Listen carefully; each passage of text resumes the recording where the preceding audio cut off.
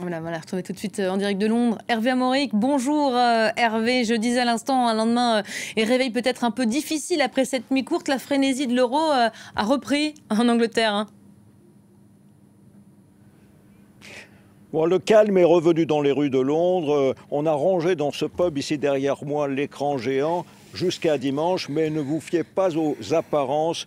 Il y aura des supporters partout dans la rue ce week-end, ici comme dans le reste du pays.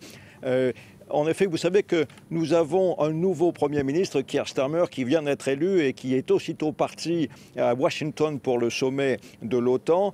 Il y a un journaliste de la BBC qui l'accompagnait. La première chose qu'il lui a demandé ce matin, Is football coming home? Est-ce que le trophée rentre en Angleterre?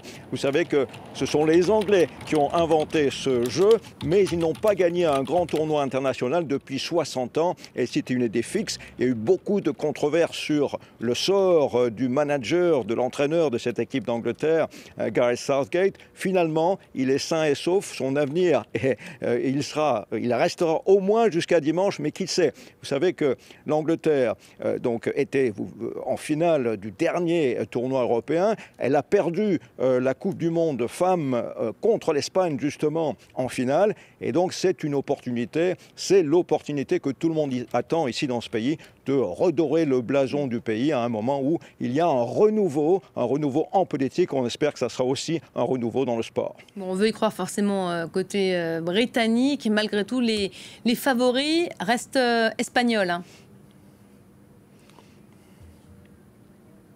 Absolument, et cela, on me le disait tout à l'heure, même le Gareth Southgate lui-même a déclaré que les Espagnols étaient favoris. Ça l'arrange plutôt l'entraîneur de l'équipe d'Angleterre. En revanche, effectivement, tous les gens à qui je parlais ce matin me disaient oui, les Espagnols sont quand même favoris. Ce jeune de 16 ans qui a marqué contre la France, qui a éliminé la France, est-ce qu'il va nous causer des problèmes? Effectivement, ils savent qu'il y a une montagne à gravir pour toucher ce titre, mais dans tous les cas, ils sont là où ils doivent être, les Anglais, et j'aime autant vous dire qu'il y a toute une nation, même 5 nations, qui les soutiennent, puisqu'on peut dire que aujourd'hui et jusqu'à ce week-end, les Écossais, les Gallois, éventuellement les Nord-Irlandais, soutiennent aussi l'Angleterre.